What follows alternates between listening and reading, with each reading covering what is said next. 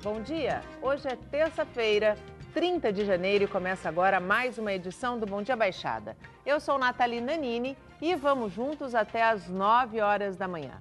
No programa de hoje vamos dedicar os nossos assuntos à população de Cubatão. Nesta primeira parte eu recebo o vice-prefeito Pedro de Sá, que também responde pelas secretarias de Planejamento, Cultura e Educação. Pedro, seja muito bem-vindo ao nosso programa, muito bom dia. Bom dia, mais uma vez um prazer estar aqui com vocês, sempre uma alegria e pronto para dar as informações aí, trazer um pouco mais de notícias da nossa cidade, tanto para Cubatão quanto para toda a população que assiste. Bom dia a todos. Sem dúvida nenhuma, afinal a gente vive numa região metropolitana, não é mesmo, Pedro? Exatamente, cada vez mais metropolitana e deve ser assim, ser enxergada desse jeito pelos políticos. Exatamente. E a partir de agora, você também pode participar do nosso programa através do nosso WhatsApp, que é o 13 988779496, ou pela nossa fanpage no Facebook, onde já estamos simultaneamente ao vivo. Pedro, como eu disse bem na tua apresentação, além de vice-prefeito, você responde também por outras 3 secretarias, uma delas, todas importantes, mas a de educação, ela está sempre como da saúde em evidência. Ano passado, 2017, algumas escolas não puderam abrir as portas por falta de condições de receber os alunos. Uma delas foi a Jaime, ou SESI, que foi reformada. Ela vai ser entregue aos estudantes, à população? Foi reformada através de uma parceria com a empresa Cesare, que é uma empresa de logística que atua lá na cidade. É uma obra que custou em torno de R$700 mil essa reforma. Ela está inteira recuperada, a parte de sanitários, telhado, chovia dentro, tinha um monte de problema e as crianças vão receber essa escola inteira reformada. A gente tem mais outra escola em andamento, que é o Rui Barbosa também está sendo reformado. Tem mais 4 escolas, pelo menos, para serem feitas mediante essa parceria do programa Adote uma Escola. E a gente está criando uma estrutura nova. A educação é um grande desafio, mas a gente está organizando a educação, criando uma estrutura de manutenção preventiva dos próprios da educação. Para esse ano, a gente vai ter uma equipe própria de manutenção dos próprios da educação, para que a gente possa fazer troca de lâmpada, conserto de vazamentos. Durante muito tempo se gastou mal o dinheiro da cidade e acabou relegando para o segundo plano a manutenção dos prédios das escolas. O que a gente está fazendo é racionalizar, sob o comando do prefeito Ademário, racionalizar o uso do dinheiro, gastar menos com transporte e mais com a manutenção dos prédios. Porque não adianta eu levar a criança para a escola se a escola não tem condição de receber ninguém, porque chove dentro, o banheiro tem problema. Então a gente está gastando primeiro onde precisa.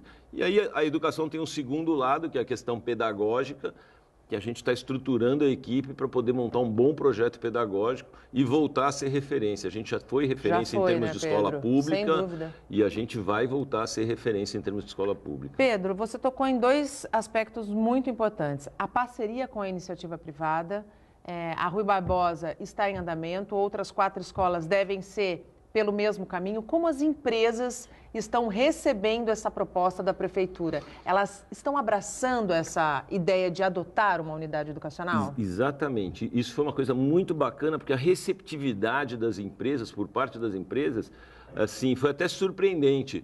Porque umas com um pouco mais de arrojo, de querer fazer a reforma inteira, outras, ainda que uma reforma parcial, recuperar telhado, parte hidráulica e elétrica, que são os pontos principais.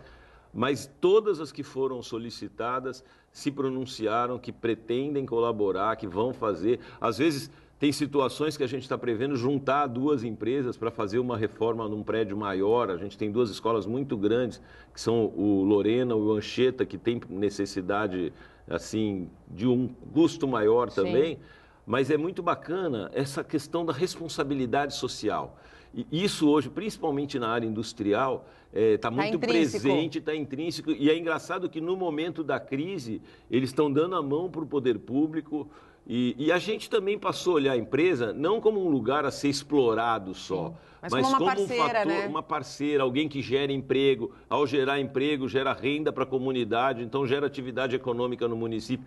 Então, essa percepção de que a gente tem que conversar mais para poder gerar emprego e para poder conquistar que eles ponham essa responsabilidade social a serviço da população, isso a gente está, de fato, num bom momento, com uma contrapartida de diálogo com a empresa muito boa e que vai ajudar não só a prefeitura, mas vai levar o benefício para toda a comunidade, que é o nosso foco principal. É garantir que as crianças e os jovens tenham um lugar adequado para estudar e ensino de qualidade. Tem que ter projeto. Os professores vão passar por cursos de qualificação, Pedro? Vão passar por cursos de qualificação. A gente tem solicitado que eles se manifestem. A gente está criando espaço. Agora, por exemplo, a gente vai ter atribuição de aulas agora no dia 1º, e a gente vai levar ouvidoria para dentro da atribuição de aulas, para que todos possam questionar, fazer as solicitações, fazer proposições via ouvidoria.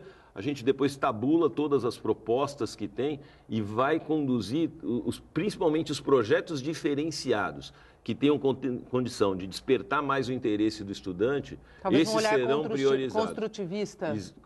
Assim, tem muita coisa acontecendo, o mundo é muito rápido. Então, escolher uma linha de trabalho especificamente, mas todas as propostas que agreguem valor e que possam ser, às vezes, realizadas no próprio turno escolar ou, às vezes, no contraturno escolar, serão prestigiadas. E a gente, em algum momento, vai valorizar os professores que têm esse comprometimento de buscar novas formas de ensinar, de buscar despertar o interesse do jovem para que ele, de fato, possa fazer a diferença na vida profissional depois. Secretário e vice-prefeito, aventou-se por parte dos professores da rede municipal uma greve em virtude de férias atrasadas e eles querem a revogação também de 2 decretos. Como é que está esse diálogo? A questão de pagamentos, a gente fez todos os pagamentos que tinham atrasados, inclusive os 2 que eram do outro governo ainda, que era o 13º, e as férias que ficaram atrasadas já foram pagas. As férias de 2018, correspondente ao período aquisitivo 17, foram pagas também. E essa questão do decreto, dos 2 decretos,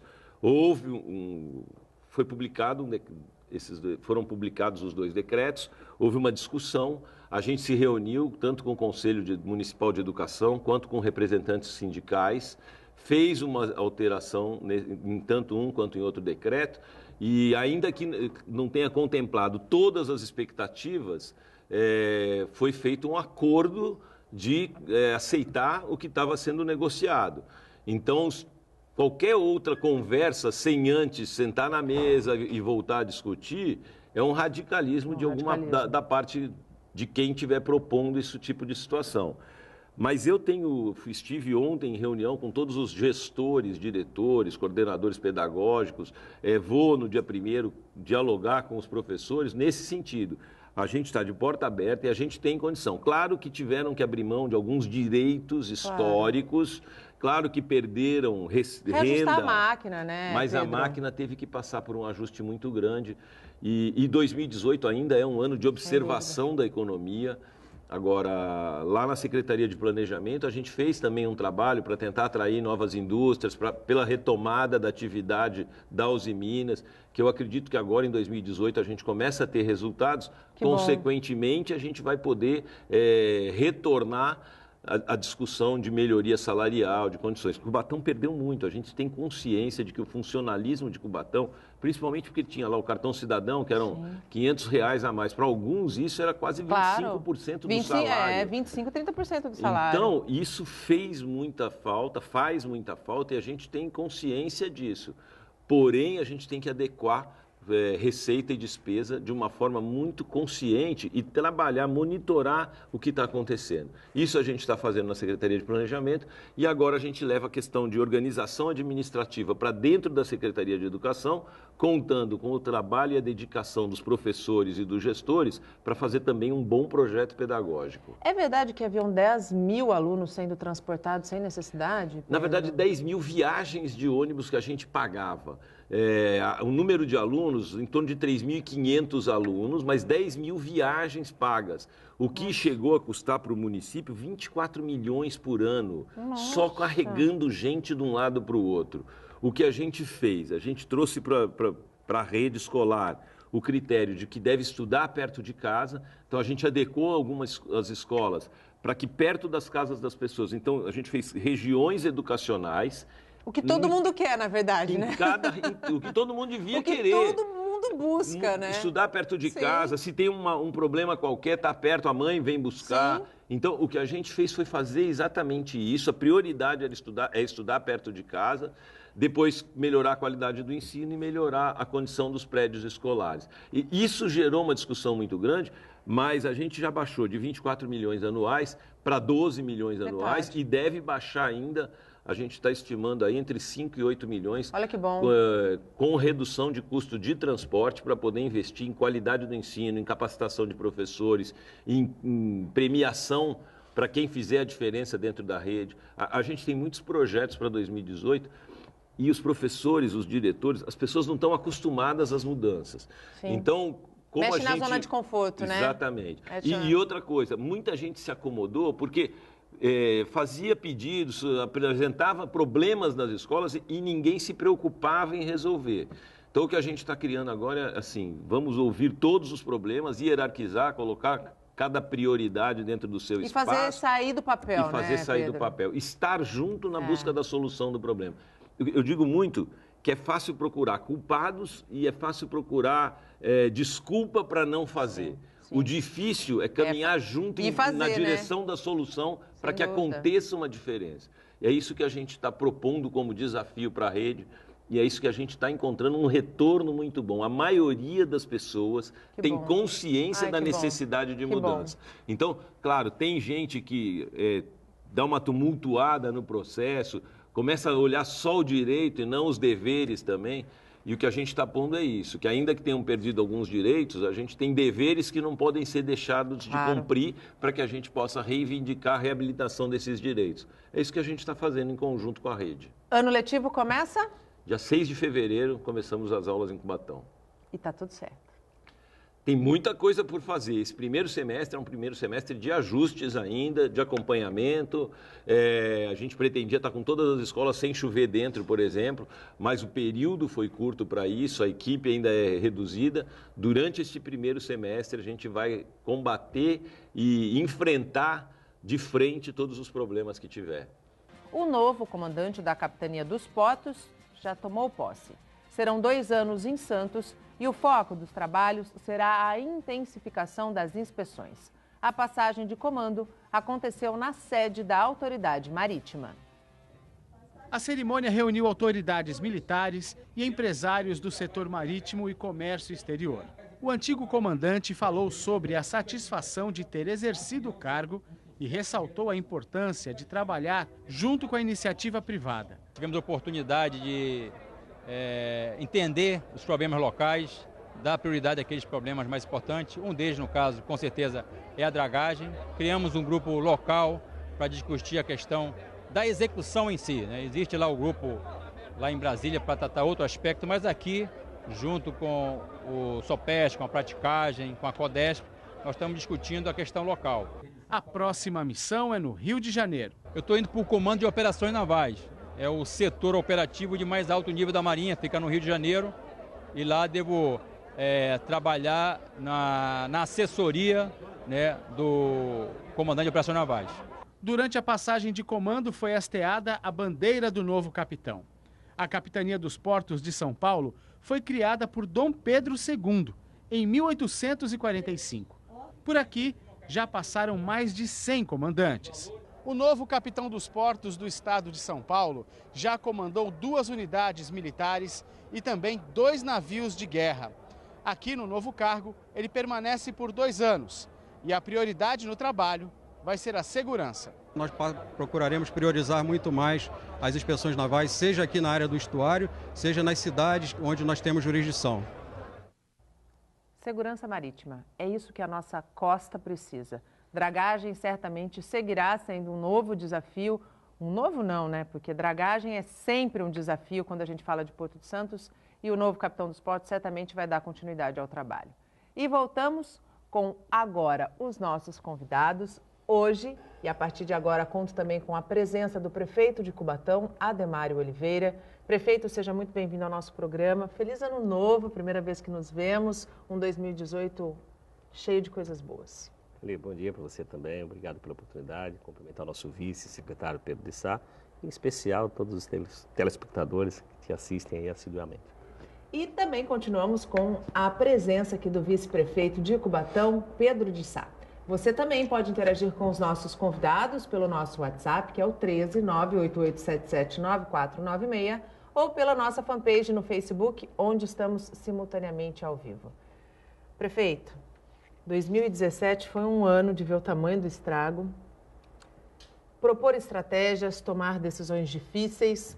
Na parte da educação, já conversei um pouquinho com o Pedro. De uma maneira geral, 2018 vai ser voltado a qual objetivo? Olha, 2017 nós focamos em sanar as dificuldades financeiras. Claro que as coisas não foram ainda sanadas na totalidade, porque depende de agentes externos. Por exemplo, precatório. Nós temos um estoque de quase 200 milhões de precatório.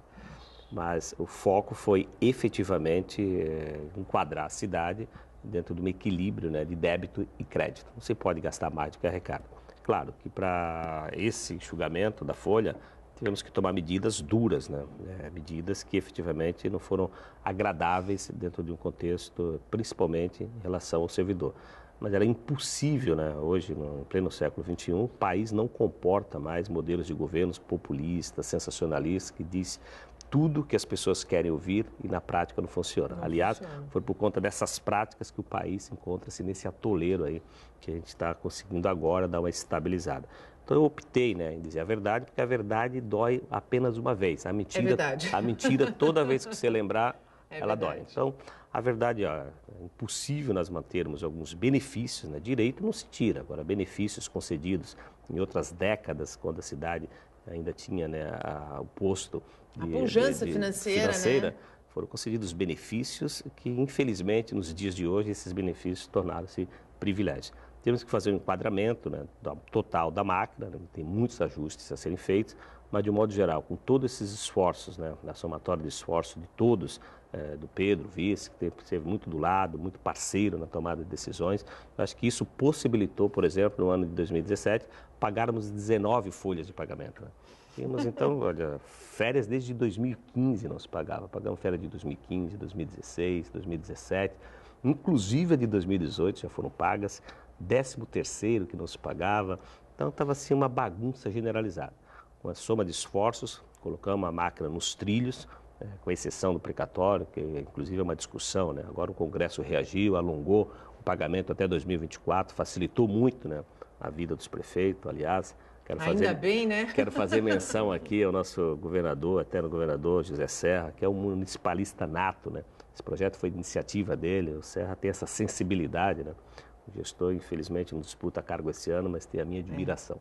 Então, o projeto dele permitiu que esse alongamento desse um fôlego efetivo para os municípios. Mas o que eu diria que o legado de 2017 foi nesse sentido, manter o pagamento em dias. Claro, com a austeridade fiscal, com a responsabilidade, mas pelo menos o servidor, né, chegando no dia de receber, não terá nenhuma surpresa, né, de efetivamente colocar a comida na mesa. O que eu acredito muito que hoje já seja observado com outros olhos essas medidas austeras, porque isso já está refletindo no bom funcionamento da máquina, que não acontecia há anos. Sim, não tenha dúvida, né? Você pega, por exemplo, os aposentados, constantemente, eles aparecem no gabinete, eles elogiam, né, nas nossas práticas. E a regra, tem os descontentes, nós respeitamos, mas de um modo geral é bem isso que você falou. Agora eles estão conseguindo compreender, né, e muitos ainda tímidos, mas se arriscam a tecer elogios, né, da nossa postura, porque se tinha muitos benefícios apenas no papel. Isso não interessava para ninguém. Claro, então, claro. Esse enxugamento da máquina, os benefícios não estão apenas nos papéis. Nós conseguimos efetivamente levar para o servidor que é digno do nosso respeito. Pedro, o prefeito colocou uma questão que eu acho bastante interessante. Muita gente deve te perguntar qual é a próxima pasta que você vai assumir, porque além de vice-prefeito, secretário de Planejamento, Cultura e Educação, e é uma responsabilidade muito grande. Só que eu vejo que esse trabalho de parceria, fugindo da fogueira de vaidades, porque existe muito, né? Na política existe muita fogueira de vaidades, é o que faz essa harmonia acontecer, né? Nathalie, desde que a gente se juntou, lá na época da campanha ainda, a gente conversava isso. eu tenho 33 anos de experiência como servidor público e eu podia agregar muito ao projeto político do prefeito Ademário e a união era fundamental. E o recado que a gente deu nesse ano, graças a esse despojamento em relação à vaidade, principalmente do prefeito, porque o prefeito é que concede o espaço ou não concede. Sim. Mas, de fato, consolidamos uma parceria, a gente está cada vez mais próximo, a gente discute as dificuldades, troca mensagem, mesmo no final de semana, olha, tal coisa está acontecendo na rede social, aí a gente vai conversando. Então, a base de tudo é conquistar, formar uma boa equipe em cada secretaria, para que essa equipe faça fluir o trabalho naturalmente. E o secretário vira, de fato, um agente político de trazer, olha, o objetivo é esse, o facilitador, mas a equipe funcionar. Então, a minha passagem por alguns espaços tem sido nesse sentido. Até para ajudar alguns secretários que têm mais dificuldade de relacionamento com o servidor e trazer as propostas que a gente tem historicamente, experiências que a gente viu que deram certo, outras que a gente sabe que não dão certo. Então, a gente está tentando agregar isso. E o prefeito tem, assim, confiado muito nesse trabalho. E quando a gente tem dificuldade, também a gente conversa sobre qual é a melhor alternativa. Eu também não estou lá para ficar ocupando espaço por ocupar. O que eu costumo dizer assim, eu entro para, de fato, me envolver, para tentar ajudar a resolver, mas é sempre uma ação compartilhada. E eu acho que isso é um exemplo para a região toda, para o Brasil, no sentido de que não adianta ficar tendo disputa entre prefeito e vice. Eu não quero o lugar dele e a gente quer, de fato, trabalhar para que a cidade vá bem.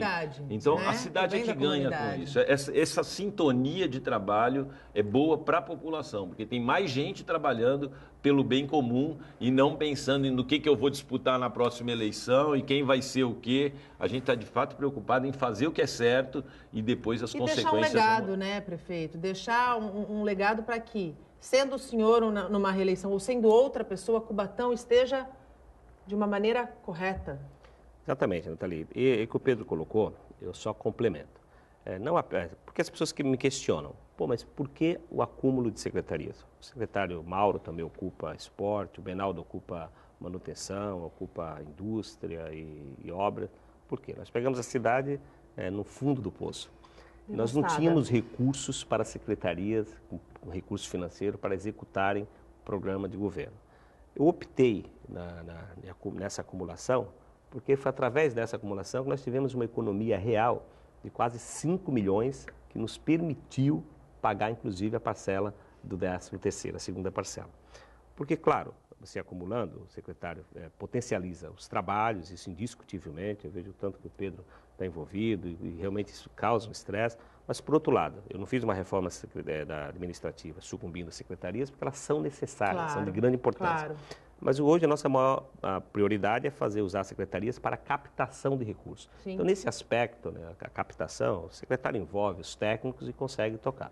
Então, você imagina aí, cada secretário com um salário de R$10 mil, aí com os encargos potencializa, vamos colocar o dobro. Você multiplica aí com uma média de 10, você tem uma economia, os outros cargos não preenchidos, de 5 milhões, foi o que nos permitiu pagar a segunda parcela do 13º. Não é uma prática do ponto de vista saudável, né, desse acúmulo. Mas nós temos que, nesse momento de crise, nós temos que ser ousados, criativos, e essa ousadia do acúmulo vem justamente nesse sentido. A economia reagindo, né, e dando possibilidade. Não adianta você, claro, do ponto de vista político, cargos, eles são importantes, né? Mas, como disse, reitero, o modelo populista, sensacionalista, não cabe mais no nosso ordenamento político partidário. Então, acho que esse acúmulo ele veio atender essas necessidades. A economia reagindo, nomeando um outro secretário, claro, que um secretário cuidando só de uma pasta, ele vai ter uma visão mais ampliada, né? Não que o Pedro não consiga tocar muito bem, mas realmente estressa, cansativo, e eu também não sei até quando ele vai aguentar essa carga, esse fardo aí tão pesado, né? Mas acho que aguenta, sabe? Porque além de servidor, ele é cubatense. Né? Eu acredito... O prefeito diz que eu vou mudar para lá, para a prefeitura. E eu vejo, assim, pela experiência de entrevistas que eu tenho, secretários que são da terra, que amam a cidade, eles querem fazer dar certo. né? Então, assim, eles de fato se empenham, passam horas, dormem e acordam na secretaria, dentro da prefeitura. Isso vale para o Pedro, já entrevistei secretários do Guarujá, aqui de Santos. Então, assim, são pessoas que querem de fato fazer acontecer, querem de fato fazer dar certo, bem longe da vaidade, né? Em prol da comunidade.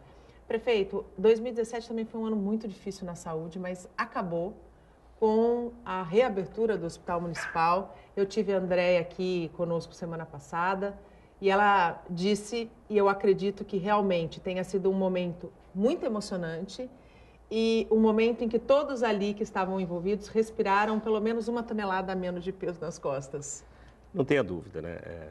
Dentre tantos desafios, né, em 2017, o que nós focamos, viramos os holofotes e nos empenhamos 100% foi para a reabertura do nosso hospital. Porque as coisas estão ainda na fase de enquadramento. Mas nada vai bem se a saúde vai mal. Então nós tínhamos essa consciência e nos empenhamos 100% para isso. A secretária Andréia, muito dedicada, pegou o bastão da ex-secretária Sandra Furquim, os holofotes voltados para isso e conduzimos com muita seriedade e responsabilidade. O modelo, aliás, é um modelo que realmente tem que ser revisto, né?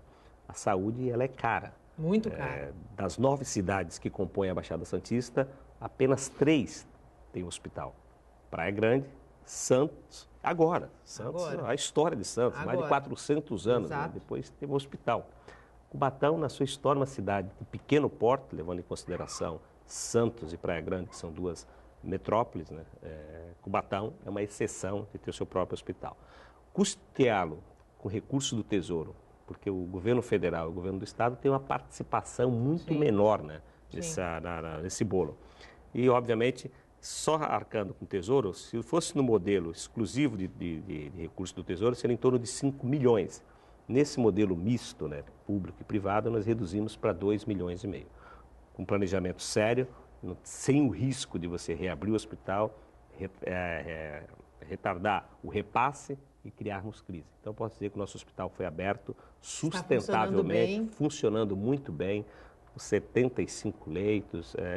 Assim, muito me orgulha, né? Da somatória dos nossos esforços, nós conseguimos atingir os nossos objetivos. E logo, logo a gente pode contar, pelo menos até o fim do ano, com uma expansão do hospital, né? Atendendo a oncologia, o que é extremamente importante. 3 serviços essenciais, porque o sistema SUS, né, ele é único, né? Então a gente obviamente não se restringe, né, ao hospital aberto só aos cidadãos cubatenses. Sim. A ampliação do serviço de oncologia, câmara hiperbárica e hemodiálise, com certeza contemplará os nossos cidadãos, mas toda a Baixada que é deficitária na prestação desse serviço. Quantos sobem a serra hoje para fazer o tratamento de quimio e radioterapia, porque o Guilherme Álvaro atende, mas não é suficiente. Então, Cubatão contribuirá não só com seus munícipes, mas também com toda a região metropolitana para sanar todo esse déficit. Como é que está a questão da vacinação da febre amarela? Hoje foi noticiado que Santos investiga talvez o primeiro caso de febre amarela e, se confirmado, será um caso importado, porque o adolescente veio de Minas Gerais, 16 anos. Não está confirmado, volto a dizer, está sendo investigado. A questão da vacinação, está correndo tudo bem? Tudo bem. Agora vindo para cá, conversei com o líder comunitário Flávio da Mantiqueira, que é um bairro descentralizado, né? A secretária sabiamente optou em priorizá-lo, porque ele está dentro da Mata Atlântica, os riscos são maiores. Então os postos estão funcionando e nós estamos cumprindo aí o que nós nos comprometemos na totalidade de todos os cidadãos serem vacinados. Chegamos ao último bloco do programa falando de futebol. No clássico contra o Palmeiras, o Santos deve contar com um reforço.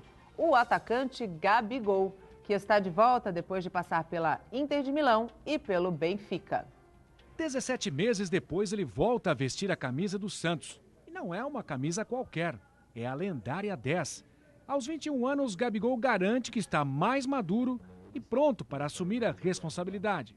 Eu acho que pressão eu sempre tive desde muito novo, sempre soube lidar muito bem com isso e para mim isso não é um problema. Isso é da minha responsabilidade, mas eu quero não puxá-la só para mim, eu acho que tem que ser dividida pelo elenco todo. O empréstimo junto à Inter de Milão vai até dezembro. No Peixe, em 157 jogos, Gabriel marcou 57 gols. Ele chegou ao Santos quando tinha apenas 11 anos. Trazido pelo atual presidente José Carlos Pérez. E eu me lembro que eu fiz uma pergunta para ele, eu falei, você quer jogar no Santos? Aí eu vi os olhos dele brilharem, né? Não, sou santista. Aí eu falei, não acredito. Aí o pai tirou as fotos, mostrou ele com a camisa do Santos. E aí imediatamente eu dei uma camisa para ele. Foi interessante que eu dei uma camisa, a camisa era uma G, que foi debaixo do joelho assim, cobriu ele como se fosse uma camisola, né? Você lembra disso? Verdade. E graças a Deus, ele veio para o Santos. Gabriel Barbosa, o Gabigol, retornou de olho, claro, em uma nova oportunidade na seleção brasileira e na Libertadores. É uma competição diferente, a gente sabe que não é igual um paulista, um brasileiro, tem que ter aquele algo a mais. Então a gente espera trabalhar bastante e chegar muito bem na Libertadores. O atacante pode ser a novidade no clássico contra o Palmeiras domingo no Allianz Parque. Será que vai ter um sabor especial enfrentar o ex-companheiro Lucas Lima? É um grande time, tem grandes jogadores, o Lucas também é um grande jogador. Respeito muito a equipe do Palmeiras, como sempre, mas não tem nada de especial. A gente conversou sim um pouquinho por telefone, mas também como ele não falou, também não vou falar. De volta ao velho lar, Gabriel, que sempre ia na Vila Belmiro cantar as letras dedicadas a Robinho e Neymar, agora vai ouvir uma música feita para ele. Menino da Vila, Santista e Cruel, vai pra cima, Gabriel.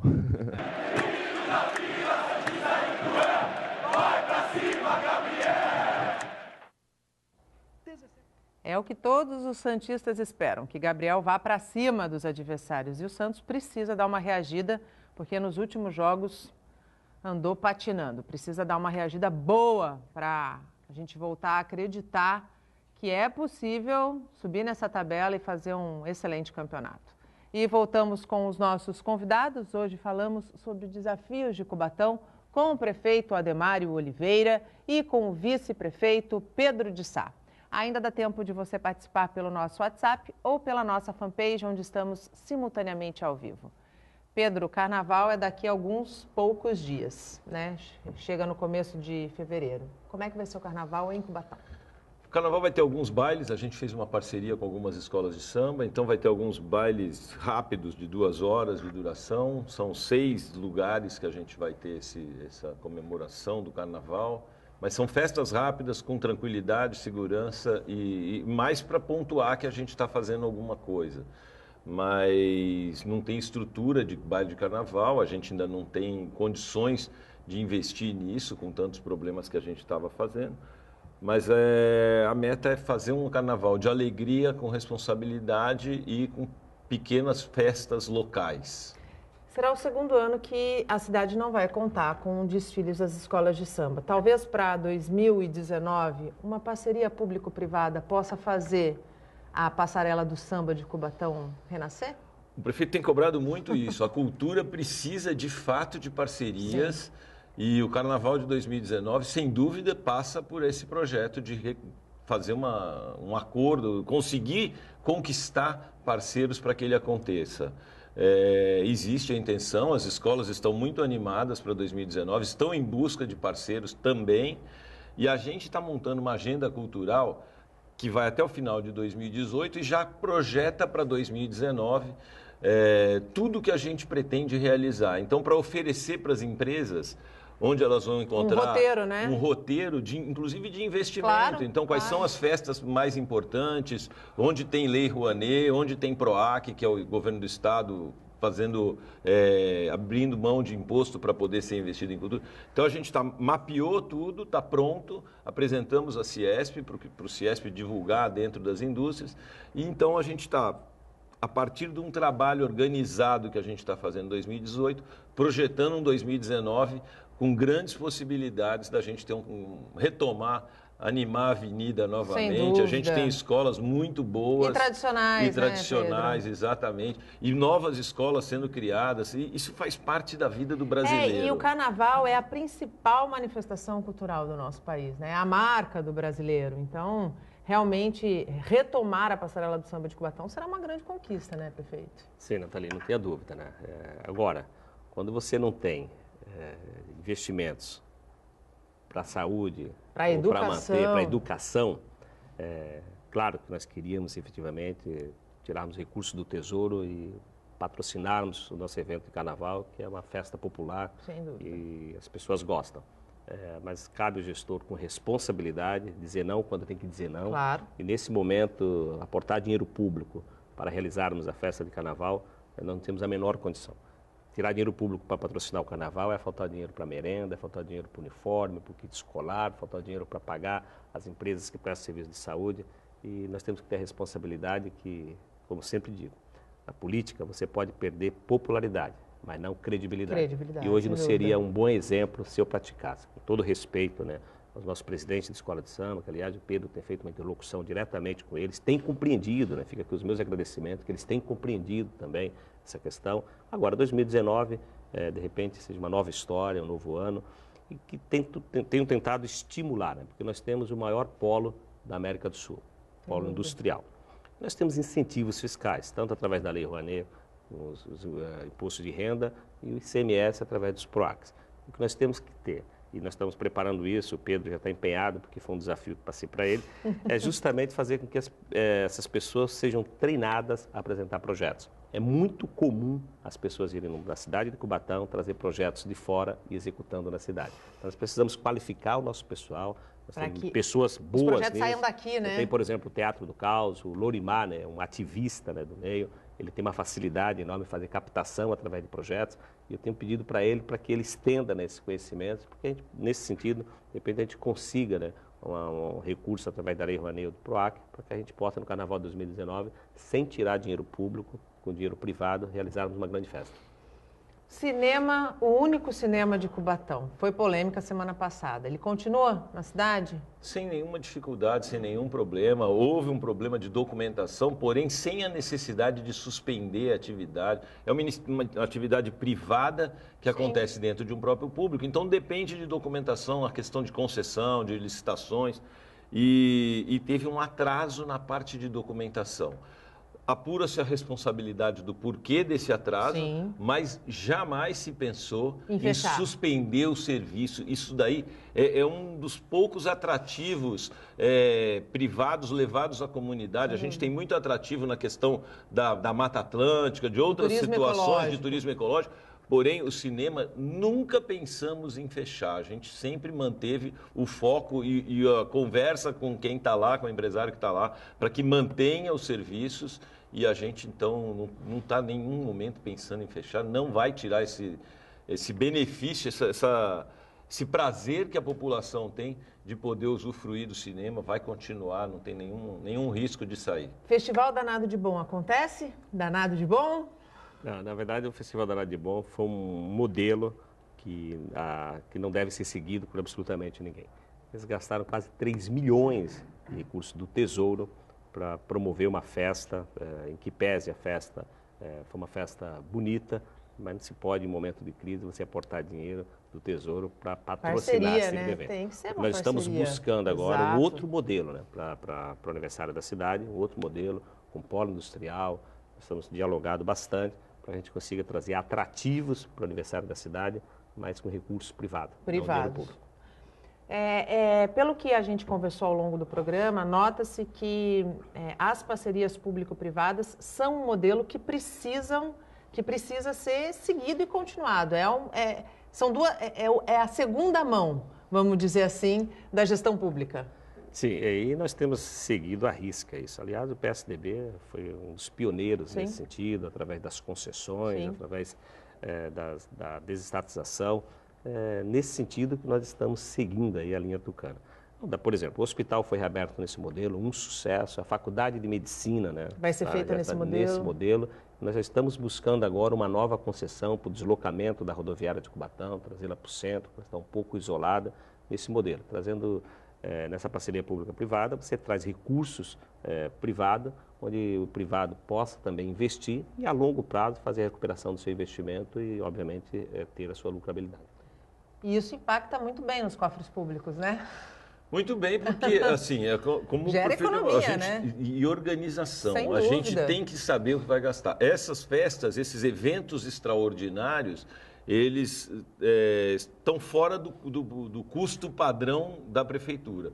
Então, nessa fase de reorganização em que principalmente a gente monitora a receita para ver se o comportamento dela é o que foi projetado para o ano. Planejamento. Planejamento, exatamente. Planejamento com controle. Sem dúvida. Porque às vezes planeja e muda alguma coisa, se você não estiver acompanhando o que acontece, você acaba saindo dos trilhos. Então, é fundamental esse modelo de parceria que foi proposto, tanto para a cultura, quanto para a educação, quanto para a área da saúde.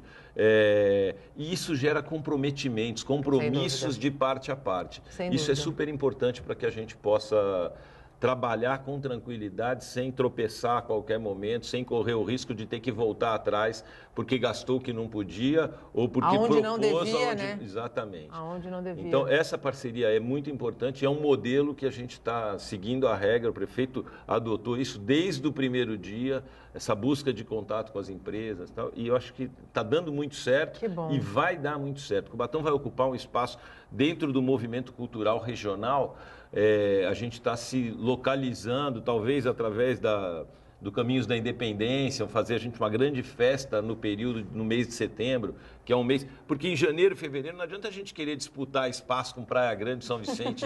A gente tem que achar o nosso espaço, que ou é no mês da indústria, ou no mês do aniversário da cidade, então ou maio, ou abril, ou mesmo em setembro. E aí a gente entra no roteiro metropolitano, E a gente entra no...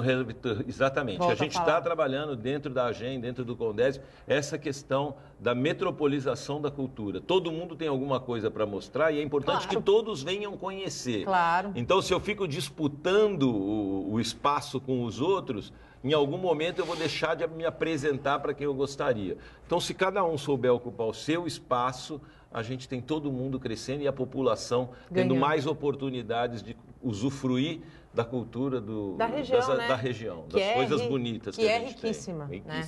Prefeito, eu tenho um pouco mais de 4 minutos. Recentemente o Estado anunciou que vai liberar cerca de 5 milhões para reformas, manutenção do conjunto habitacional Rubens Lara. Quais são os principais problemas que existem lá, prefeito? São os famosos problemas pós-ocupação. A empreiteira constrói, e aí tem os 5 anos de garantia, só que eles vão embora, os moradores acabam encontrando grandes dificuldades, desde o piso que cai, a torneira que vaza, enfim, diversos problemas. O Estado, normalmente, cobra dos empreiteiros, mas com a dificuldade, principalmente pós-Lava Jato, são grandes, o Estado opta em fazer esses reparos e cobrar retroativamente dos empreiteiros. O Estado de São Paulo, nesse sentido, tem dado exemplo, eles têm atendido de pronto essas demandas.